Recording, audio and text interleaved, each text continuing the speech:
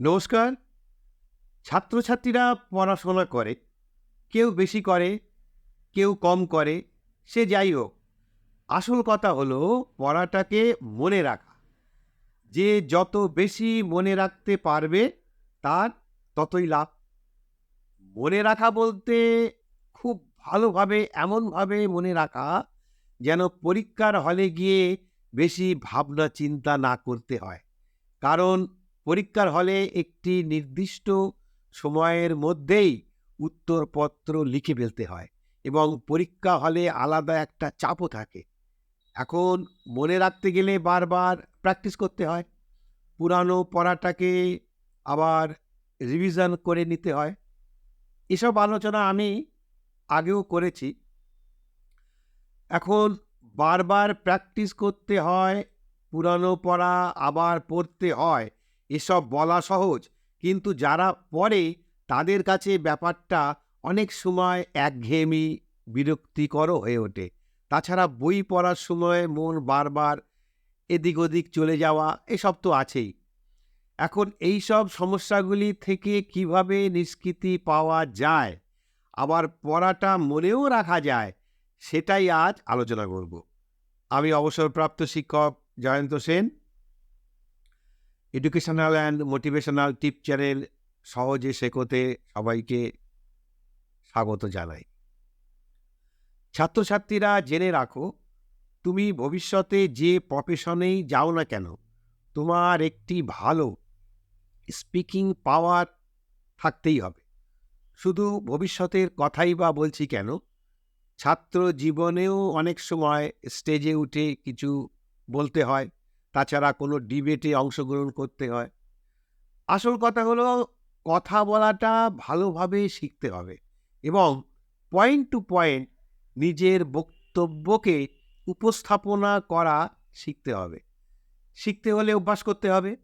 আবার অভ্যাস করতে হলে কোনো টপিক চাই, কিন্তু মানুষের মন তো খুব জরুরি না হলে মানুষ সাধারণত প্রোক্রাস্টিনেট করে, মানে পরে সময় হলে চেষ্টা করে দেখব, এটা মনে মনে ভেবে কাজটাকে ফেলে রাখে।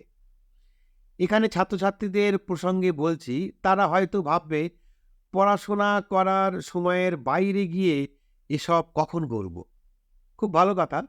এখন আমি যদি বলি, ভালোভাবে জড়তা না রেখে কথা বলা, বক্তব্য রাখার অভ্যাসটাকে যদি পড়াশোনার একটা অঙ্গ আমরা করে নিতে পারি, তাহলে ঠিক আছে তো। এখানে পড়াশোনার অঙ্গ বলতে যেটা বলতে চাইছি সেটা হলো রিপিটেশন। আমি আগের কোনো ভিডিওতে বলেছি যে মোটামুটি কিছু ব্যতিক্রম বাদ দিলে পড়ার পর প্রথম ২৪ ঘন্টার মধ্যে একবার, তারপরে পরে ৭ দিনের মধ্যে আরও একবার, তারপর মোটামুটি ১ মাসের মধ্যে আরও একবার পুরানো লেসন পড়তে হয়। তবেই সেটাকে ভালোভাবে মনে রাখা যায়। এখন বারবার একই জিনিস পড়তে কার আর ভালো লাগে? তাই ছাত্রছাত্রীদের যেটা করতে হবে সেটা হলো, ঘরের মধ্যে একান্তে কোনো কিছু পড়ার পর বই বন্ধ রেখে সামনে কয়েকজন ছাত্রছাত্রী বসে আছে এমন একটা দৃশ্য কল্পনা করে তাদেরকে সেই পার্টিকুলার লেসনটি পড়াতে হবে। ঠিক যেমন করে ক্লাসরুমে টিচার পড়ান। এটাই হলো সবচেয়ে ভালো রিপিটেশন, যেখানে বই পড়ার একঘেয়েমি কাটবে এবং মন এদিকে সেদিকে চলে যাবে না। তবে কয়েকটি শর্ত মনে রাখতে হবে যে পড়ানোর সময় কোনো শর্টকাট পদ্ধতি অবলম্বন করলে হবে না। যেটা পড়াতে হবে, সম্পূর্ণ বাক্যগুলি পরিষ্কারভাবে জোরে জোরে উচ্চারণ করে শেখানো বা বোঝানোর চেষ্টা করতে হবে। আয়নার সামনে গিয়ে দাঁড়ালে হবে না, বা পড়ানোর ভিডিওগ্রাফি করার প্রয়োজন নেই, কারণ সেক্ষেত্রে মানসিক ডিস্টারবেন্স ঘটবে। তবে পরের দিকে এক্সপার্ট হয়ে গেলে যখন মনে হবে যে মূল কাজে কোনো অসুবিধা হচ্ছে না, তখন ভিডিওগ্রাফি করে দেখা যেতেই পারে। তবে যদি সম্ভব হয়, ক্লাসরুমের মতো বোর্ড ওয়ার্ক করার জন্য ঘরের মধ্যে একটি হোয়াইট বোর্ড টাঙিয়ে নেওয়া যেতে পারে। পড়ানোর সাথে সাথে বোর্ডে লিখতে থাকলে তার উপকারিতা আরও বেশি করে পাওয়া যাবে, এ বিষয়ে কোনো সন্দেহ নেই।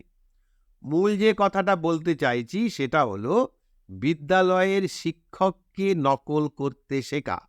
আর যদি আটকে যায় তাহলে বই খুলে আবার সেই নির্দিষ্ট লেসনটি পড়তে হবে এবং নিজেকে তৈরি করে নিয়ে আবার কাল্পনিক টিচিং চালু করে দিতে হবে।